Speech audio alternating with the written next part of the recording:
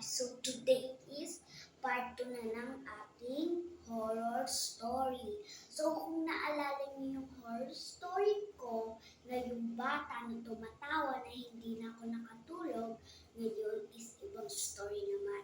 So yun is edit lang. Ito naman is edit lang din. So ito ang nangyari sa buhay ko na inedit ko. Kunyari horror story nangyari sa buhay ko at edit lang yun. Okay. So guys, kasi part 2 na. Kasi guys, yung bata,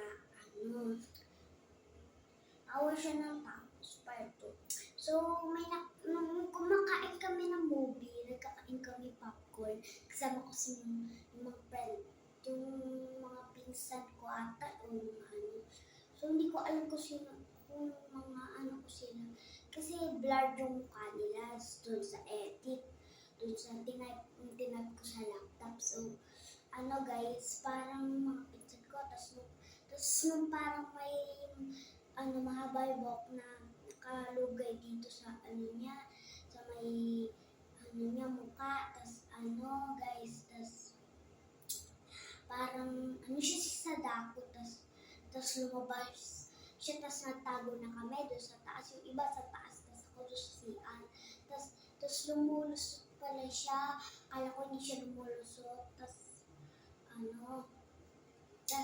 pagkagising ko sa umaga, panaginip lang. Pero, tapos umulit siya ng pagkagising ko ata.